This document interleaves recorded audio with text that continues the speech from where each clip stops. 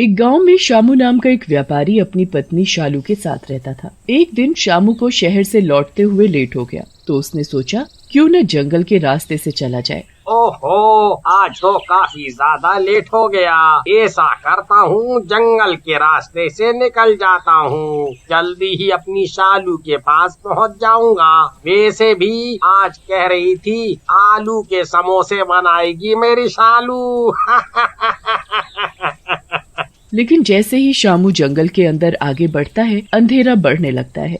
ओहो, घर जाने की जल्दी में मैं फालतू में ही जंगल के अंदर से आ गया। कितना अंधेरा है अंदर। जल्दी जल्दी कदम बढ़ाता हूँ ताकि घर समय से पहुँच सकूँ। ऐसा कहकर शामू तेजी से जंगल को पार करने लगता है। तभी घने जंगल में उसे कोई चीज चमकती हुई दिखती है। शामू बहुत हैरान होता है और उस चमकती हुई चीज के पास जाने लगता है। अरे ये क्या है? इस घने जंगल में ये क्या चमक गया है? मुझे जाकर देखना चाहिए। लेकिन जैसे ही शामू उस चमकती चीज के पास पहुंचता है, डर कर चिल्लाने लगता है। वहाँ एक जवान लड़की की लाश पड़ी होती है और लड़की ने हाथों में एक हीरे की अंगूठी पहनी होती है। मर गया रे, ये तो लाश है किसी लड़की की, और ये हीरे की अंगूठी इतना चमक रही है। पहले तो शामू वहाँ से जाने की सोचता है, लेकिन हीरे की अंगूठी के लालच में वो वहीं रुककर अंगूठी निकालने लगता है। अरे बाप रे, ये अंगूठी तो निकल ही नहीं रही है। लगता है लाश भूल गई है। अब क्या करूँ? फिर शामू अपने पास से एक चाकू निकालता है और लाश की उंगली काटकर अंगूठी निकाल लेता है और उस लड़की की लाश को जंगल में ही दफना देता है। ओहो, बाप रे, बहुत थक गया, कितने पसीने आ गए। लेकिन चलो, ये लाखों की अंगूठी तो मिली। वैसे भी ये लाश के इस काम की है। आज ही शालू को दूंगा, मजा आ जाएगा। अंगूठी लेकर शामू जंगल से निकल जाता है और खुशी खुशी शालू के पास पहुंचता है और उसे अंगूठी दे देता है। वाह, कितनी सुंदर अंगूठी है और कितना बड़ा हीरा लगा है इसमें। सचमुच बहुत ही प्यारी है ये। लेकिन एक बात तो बताओ प्रियतम, आपको ये अंगूठी मिली कहाँ से? अरे कहाँ से मिली मतलब? अरे पैसे देकर खरीदी है। ऐसी अंगूठियाँ कहीं पड़ी मिलती हैं क्या? इतने दिनों से मैं कोई धनिया थोड़ी उगा रिया हूँ। अरे काम करने शहर जाता हूँ, शहर। गुस्सा तो जैसे नाग पर ही बैठा रहता है। अरे मैं तो वैसे ही पूछ रही थी। चलो अब जल्दी से हाथ मुंह धो लो, तुम्हारी शालू ने आलू के समोसे बनाए हैं तुम्हारे लिए। हाँ। फिर शालू और शामू अपने कमरे में जाकर सो जाते हैं। शालू वो अंगूठी पहने हुए ही सो जाती है। रात में शालू ने जिस उंगली में अंगूठी पहनी होती है, वहाँ से खून बहने लगता है। शालू उठ जाती है। शामू, शामू उठो, शामू देखो मेरे हाथों से कितना खून बह रहा है। शामू उठो ना। शामू उठता है और देखता है, उसे कहीं कुछ नहीं दिखाई देता। ओहो, तुम भी ना शालू, तभी बोलता हूँ भूतों की फिल्म कम देखा करो। अब डर गई ना? नहीं नहीं शामू, मैं सही कह रही हूँ, मेरे हाथों से सच में खून बह रहा था। खून बह रहा था तो कहाँ गया? अरे वो कोई धुआं थोड़ी है जो गायब हो गया। तुमने सपना ही देखा होगा। चलो अब सो जाओ, ज्यादा मत सोचो। फिर शामू के समझाने पर शालू सो जाती है। अगले दिन सुबह शालू वो अंगूठी अपनी सहेली रमा को दिखाती है। रमा अंगूठी देखकर मन ही मन जलने लगती है, लेकिन खुश होने का ढोंग करते हुए बोलती है, अरे वाह, तू तो सचमुच बहुत खुश नसीब है। शामू भैया इतना प्यार करते हैं तुझे, इतनी महंगी अंगूठी दी है तुझे, और एक मेरे रामू जी हैं, चवन्नी का गिफ्ट भी नहीं दिया कभी। फिर शालू और रमा अपने अपने घर चले जाते हैं। शाम का समय होता है। शामू के घर वापस आने का समय हो जाता है। शालू रसोई में खाना बना रही होती है। तभी उसके पीछे वही लाश वाली लड़की चुड़ैल के रूप में आकर खड़ी हो जाती है। लेकिन जैसे ही शालू पलटती है, वो लड़की गायब हो जाती है। ये मुझे ऐसा क्यों लगा जैसे मेरे पीछे कोई खड़ा था और मुझे घूर रहा था। रात में शालू को काफी देर तक नींद नहीं आती और वो बेचैन सा महसूस करती है। ये मुझे इतनी बेचैनी से क्यों महसूस हो रही है? ऐसा लग रहा है कोई मेरे सीने पर चढ़कर बैठ गया है। तभी शालू का ध्यान पंखे के ऊपर जाता है। वहाँ वही जंगल वाली लड़की पंखे के ऊपर उल्टा लटकी होती है। बचाओ बचाओ, लड़की की लाश, चुड़ैल, बचाओ। शालू के चिल्लाने की वजह से शामू भी उठ जाता है। क्या हुआ शालू? कहाँ है लाश? कौन चुड़ैल? है शालू, तुम बहुत थक गई हो। एक काम करो, तुम सो जाओ, हम इस बारे में सुबह बात करेंगे। फिर शालू और शामू अगली सुबह शामू को काम के सिलसिले में जल्दी जाना पड़ता है और वो शालू के उठने से पहले ही तैयार होकर चला जाता है। शालू उठकर घर के काम कर रही होती है, तभी वो लड़की एक चुड़ैल के रूप में आती है और शालू को मारने लगती है। तुम मुझे क्यों मार रही हो? कौन हो तुम? छोड़ दो मुझे, छोड़ दो। लेकिन वो लड़की शालू को मारती रहती है जब तक शालू बेहोश नहीं हो जाती है। शाम को शामू घर पर आता है और शालू को बेहोश पड़े हुए देखता है। शालू उठो, तुम्हारी ये हालत किसने की? उठो। शामू शालू को उठाकर कमरे में ले जाता है और डॉक्टर को बुला कर लाता है। डॉक्टर शालू को चेक करता है। अरे शामू, ये क्या? शालू की तो दिल की धड़कनें ही बंद हैं। क्या कह रहे हो डॉक्टर साहब? भला ऐसे कैसे हो सकता है? आप देखो, शालू की आंखें तो खुली हैं, हैं? मरे हुए आदमी की आंखें कैसे खुली रह सकती हैं?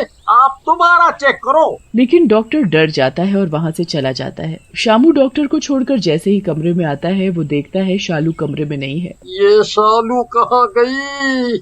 ये सब क्या हो रहा है? तभी उसकी नजर छत पर पड़ती है। शालू छत पर चिपकी होती है और जोर जोर से गुर्रा रही होती है। ये सब देखकर शामू घबरा जाता है और वहाँ से भागने की कोशिश करता है। तभी शालू उसके सामने कूद जाती है और बोलती है, कहाँ भाग रहा है तू लालची आदमी? उस दिन तूने ये अंगूठी मेरी उंगली काट कर निकाली थी ना? ये अंगूठी तू ही रख। मुझे तेरी बीवी का शरीर बहुत पसंद आ गया है। अब मैं इसी शरीर में रहूंगी और अपना बदला लूंगी। मुझे माफ कर दो, मैं लालच में आ गया था। मैं कभी ऐसा गुनाह नहीं करूंगा। तुम मेरी जान ले लो, लेकिन मेरी पत्नी को छोड़ दो। तुझे छोड़ दूं? तूने तो लालच में एक मरे हुए इंसान को नहीं छोड़ा, तुझे कैसे छोड़ दूं? अब तू कहीं नहीं जा सकता। हाँ, एक बात और, अगर तूने ये बात किसी और को बताई तो मैं तेरी पत्नी का सर तरबूज की तरह फोड़ दूंगी। चुड़ैल की धमकी और शालू की जान के खतरे की वजह से शामू चुप हो जाता है। चुड़ैल रोज रात को शालू पर हावी हो जाती और उसको बुरी तरह मारती पीटती। ये सब शामू से नहीं देखा जाता और वो एक दिन तांत्रिक के पास जाता है। तुमने बहुत बुरा काम किया है बेटा। किसी भी मरे हुए आदमी से उसकी चीजें लेना पाप है। तुमने बहुत बड़ी गलती कर दी है। बाबा, मेरी शालू को बचा लीजिए, गलती मैंने की है। उसे इसकी सजा क्यों मिल रही है? चाहे तो मेरी जान ले लो।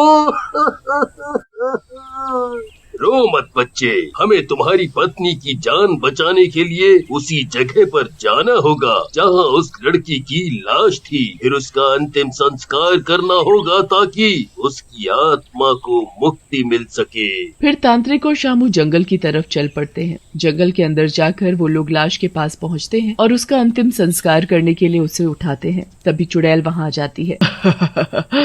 बहुत जल्दी ही मुझसे मुक्ति पाना चाहते हो, लेकिन ऐसा हो नहीं पाएगा।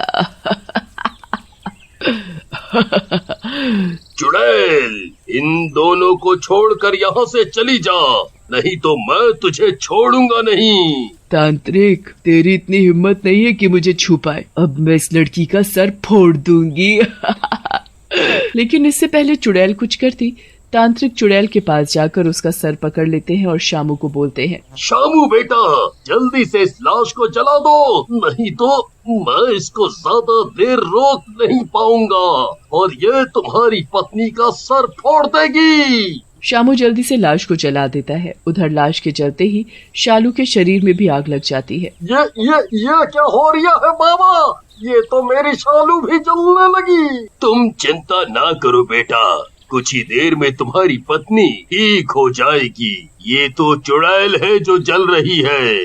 थोड़ी देर में चुड़ैल शालू का शरीर छोड़ देती है और उड़ जाती है। उधर शालू भी ठीक हो जाती है, लेकिन इस सब में शालू के हाथ से वो अंगूठी निकल कर गिर जाती है। भगवान का लाख लाख शुक्र है कि तुम ठीक हो गई शालू। बेटा, अंगूठी यहाँ गिर गई है, इसे भी उठाकर इसी चिता में डाल दो, तभी इस लड़की की आत्मा को शांति मिलेगी। ये इसकी शादी की अंगूठी है। फिर शामू ऐसा ही करता है। एक समय की बात है जब एक गांव में एक बूढ़ी दादी रहती थी। एक दिन उनके घर पर अचानक एक आदमी आ जाता है जिसके हाथ में दूध के ढोल होते हैं। कौन हो तुम? दादी, मैं जगन हूँ, आपकी छोटी बहन का पोता। अरे जगन, ये तू है? तू तो बहुत बड़ा हो गया। अच्छा चल, पहले अंदर आ जा। जगन घर के अंदर आता है और फिर जगन अपनी दादी को बताता है कि वो वहाँ कुछ दिन रहने के लिए आया है। दादी, घर के हालात ठीक नहीं हैं, इसीलिए मैं यहाँ आया हूँ। मैंने सोचा मैं यहाँ आ जाऊँ और यहीं दूध बेचने का काम कर लूँ। अरे हाँ बेटा, क्यों नहीं, ये भी तेरा ही तो घर है। वैसे भी यहाँ अकेली रहती हूँ, तू रहेगा तो मुझे भी अच्छा लगेगा। और देख, घर में गाय भैंसों की भी कमी नहीं है। तू बस कल से ही दूध निकाल कर बेचना शुरू कर दे। ठीक है दादी। अच्छा, अब मैं सो जाता हूँ, काफी थक गया हूँ। जगन सोने चला जाता है। जगन अचानक भूत बन जाता है। वो वहाँ उस घर में किसी मकसद से आया होता है। सही घर चुना है मैंने अपने काम के लिए। इस बुढ़िया को कभी पता नहीं चल पाएगा कि मैं कौन हूँ। और वो बुढ़िया इसके बारे में बिल्कुल बेखबर होती है। वो चैन की नींद अपने कमरे में सो रही होती है और यहाँ दूसरी तरफ वो भूत अपने ढोल उठाकर दूध निकालने चल देता है। घर के पीछे सारी गाय और भैंसें बंधी होती हैं। भूत उनके पास जैसे ही पहुँचता है और भूत को देखकर जोर जोर से चिल्लाना शुरू कर देती है। भूत गुस्से में उनको देखता है और अपना हाथ उनकी तरफ करता है कि तभी सबके सब गाय भैंसें डर कर शांत हो जाती हैं। अब हुई ना शांत। अगर जरा भी शोर किया तो दूध के साथ सारा खून निकाल कर पी जाऊंगा। भूत एक एक करके सारी गाय और भैंसों का दूध निकालकर उस ढोल में भर लेता है। उसके बाद वो दोनों ढोल को चांद की रोशनी के नीचे रखकर उसमें अपने जादुई मंत्र पढ़ने लगते हैं। चांद की रोशनी सीधा दूध पर पड़ रही होती है और अचानक दूध का रंग लाल हो जाता है। आखिर जैसा मैंने चाहा वैसा हो ही गया। अब ये दूध कल गांव वाले पिएंगे और पीकर पागल हो जाएंगे। जैसे ही सुबह होती है तो बूढ़ी दादी उठकर अपने पोते जगन को उठाने आती है। बेटा जगन, अरे ओ बेटा जगन, जल्दी उठ बेटा, दूध बेचने नहीं जाना क्या? बूढ़ी दादी की आवाज सुनकर जगन एकदम से उठ जाता है और फटाफट दूध बेचने चल देता है। वो घर घर जाकर आवाज देने लगता है, दूध ले लो, दूध, ताजा ताजा गाय और भैंस का दूध। जगन की आवाज सुनकर शीला घर के बाहर आती है।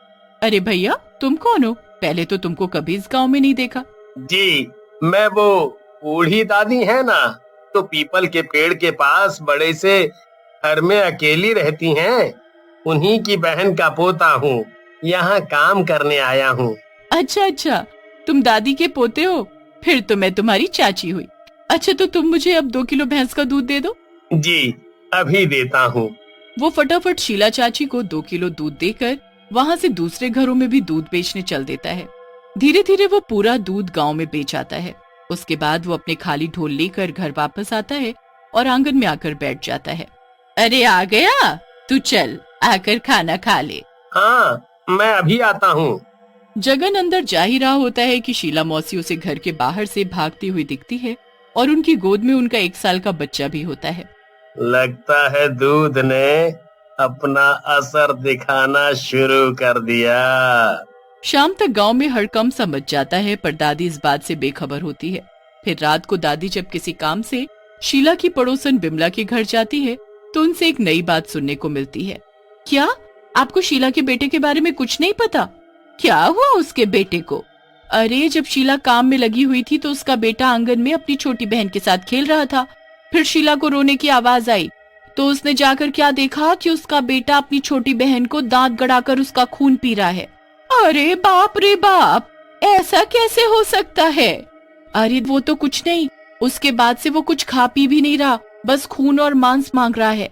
ये तो जरूर कोई शैतानी ताकत उसके अंदर आ गई है। दादी ये बात घर आकर जगन को बताती है और जगन इस बात को सुनकर अंदर ही अंदर मुस्कुराने लगता है, क्योंकि ये सब आखिर उसी का तो किया हुआ होता है। आप आराम करो दादी, आप परेशान मत हो। दादी के सोते ही जगन वापस भूत बन जाता है और फिर से गाय भैंसों का दूध निकालकर दोनों ढोलों में भर लेता है। उसके बाद वो फिर से उस पर अजीब सा जादू करता है, जिससे दूध का रंग कुछ देर के लिए लाल हो जाता है। मुझे जल्द से जल्द पूरे गांव में ये दूध सबको पिलाना होगा। सब एक दूसरे के खून के प्यासे हो जाएंगे और सब खुद ही एक दूसरे को मार डालेंगे। उसके बाद मैं अकेला इस गांव में राज करूंगा। भूत बहुत खुश हो रहा था और उसे पूरा यकीन था कि वो अपने मकसद पर। अगली ही सुबह जब जगन दूध बेचने जाता है तब दरवाजे पर किसी के खटखटाने की आवाज आती है। दादी जाकर दरवाजा खोलती है तो उसके सामने उसकी बहन खड़ी होती है। अरे बहन, तुम आओ आओ, जल्दी अंदर आओ। इतने सालों बाद आज आ ही गई तू। हाँ, वैसे मुझे पता है कि तू मेरी वजह से नहीं, जगन की वजह से आई है यहाँ। तुझे कैसे पता चला कि मैं जगन की शादी का कार्ड देने आई हूँ? क्या, जगन की शादी? पर उसने तो मुझे अभी तक नहीं बताया। अरे तो मैं आई हूँ ना बताने और बुलाने। वो बेचारा तो अपनी शादी की तैयारियों में लगा हुआ है। अरे तू क्या बोले जा रही है? जगन तो इतने दिनों से यहीं रह रहा है। अरे तू सठिया गई है क्या? जगन तो गांव में है, उसकी शादी है अगले महीने, इसीलिए मैं यहाँ आई हूँ। हे भगवान, तो जो मेरे घर में जगन के नाम से रह रहा है वो कौन है? मैं समझी नहीं। दादी फिर अपनी बहन को सारी बात बताती है कि कैसे कोई जगन के नाम पर उसके घर में रह रहा है। ये तो मुझे कुछ गड़बड़ लग रही है, हमें इसका पता लगाना होगा। एक काम कर, तू जगन के सामने मत आना, हम दोनों उस पर नजर रखेंगे। हाँ ठीक है ठीक है। दोनों दादी अब जगन पर रात को नजर रखती हैं। रात को जगन भूत का भेष बदल लेता है, जिसे देखकर दोनों दादी हक्की बक्की रह जाती है। हे भगवान, ये तो जगन नहीं कोई भूत है। तेरे घर में इतने दिन से एक भूत रह रहा है और तुझे पता ही नहीं चला। अरे तो मेरे सामने ये जगन के भेष में रहता था, मुझे कैसे पता चलेगा? अब इसे देखते हैं, आखिर ये करेगा क्या। भूत हमेशा की तरह दूध निकालकर उसे ढोल में भरकर चांदनी रात में रख देता है और उसमें मंत्र पढ़ना शुरू कर देता है। कल मुझे कुछ नए घरों में दूध देने जाना पड़ेगा। जल्दी जल्दी मुझे इस गांव के लोगों को ये दूध मुंह लगाना होगा, ताकि वो एक दूसरे के खून के प्यासे बन जाएं। अब मैं समझी, ये गांव में जो आतंक फैल रहा है वो इस दूध की वजह से है। कैसा आतंक? जिस दिन से इसने गांव में लोगों को दूध बेचना शुरू किया है, लोग एक दूसरे का खून पीने लगे हैं। यहाँ तक कि छोटे छोटे बच्चे भी वो खूंखार जानवर बन चुके हैं और डॉक्टरों को भी समझ नहीं आ रहा कि क्या हो रहा है। घर वाले उनको घरों में बांध बांध कर रख रहे हैं, क्योंकि वो खून और मांस मांगते हैं। हे भगवान, ये कैसा दूध लोगों को पिला रहा है जिसे पीकर लोग खून मांग रहे हैं। कुछ दिन और बस, फिर पूरा गांव मेरे कब्जे में होगा और आखिर में मैं इस बुढ़िया को ये दूध पिलाऊंगा, मेरी प्यारी दादी। आखिर तुम्हें भी तो पता चले कि उनका स्वाद कैसा होता है। दोनों बहन बुरी तरह घबरा जाती हैं और अपने कमरे में आ जाती हैं। उन दोनों को कुछ समझ नहीं आ रहा होता कि आखिर वो क्या करें। उसी वक्त फिर दोनों पंडित जी के पास जाती हैं। इसका बस एक ही तोड़ है और वो है गंगा जल। उससे पवित्र कुछ नहीं है, वो सारे जादू को खत्म कर देगा। अब तुम सोचो कि गंगा जल ऐसे उन लोगों को पिलाना है। दोनों दादी इस बारे में बहुत सोचती हैं। एक काम करते हैं, हम शरबत में मिलाकर ये सबको पिला सकते हैं। जो लोग जादुई दूध पीकर दरिंदे बन चुके हैं, वो उस शरबत को खून समझकर एक बार को जरूर पिएंगे और बस हमारा काम हो जाएगा। हाँ, तो तुमने बहुत अच्छा सोचा। अगली सुबह जब वो भूत जगन के भेस में दूध बेचने निकल पड़ता है तो तुरंत उसके बाद दोनों बहनें शरबत बनाने में जुट जाती हैं। दोनों पूरे गांव में शरबत बांटना शुरू करती हैं और हर घर में उनको कोई ना कोई रस्सी में बंधा दिखता है। शीला बेटी, ये ले शरबत और इसे अपने बेटे को पिला दे। खून खून, जल्दी मुझे, जल्दी दो मुझे, जल्दी दो मुझे। ये तो इसे खून समझ रहा है। समझने दे बेटी, इसे पीकर ये ठीक हो जाएगा। शीला जल्दी से अपने बेटे को वो शरबत पिला देती है, जिसे पीते ही वो बिल्कुल पहले जैसा ठीक हो जाता है। अरे दादी, ये तो कमाल हो गया, आपने तो जादू कर दिया। अब बस तू हमारी मदद कर ताकि हम पूरे गांव में सबको ये शरबत पिला सके। बस फिर तीनों मिलकर पूरे गांव में एक एक इंसान को वो शरबत पिलाती हैं। जादू की वजह से बने दरिंदे सब ठीक हो जाते हैं। उसके बाद दादी और उसकी बहन घर आती हैं। अरे दादी, ये आपके साथ कौन है? पहले तू ये शरबत पी, फिर मैं बताती हूँ कि ये कौन है। दादी जगन के रूप में खड़े उस भूत को वो शरबत पिला देती है, जिसकी वजह से उसका गला जकड़ने लगता है। ये कैसा शरबत है? क्या है इसमें? मेरा दम घुट रहा है। मैं तो मर जाऊंगा। मरेगा तो तू है ही, क्योंकि इसमें गंगा जल मिलाया है हमने। और हाँ, मरने से पहले ये तो जान ले कि ये बूढ़ी औरत कौन है। ये है तेरी असली दादी, यानी मेरी बहन। जगन भूत के रूप में बदल जाता है और धीरे धीरे उसका शरीर जलकर खत्म होने लगता है। ये अच्छा नहीं किया मेरे साथ। उस भूत का अंत हो जाता है और फिर से गांव में खुशहाली आ जाती है।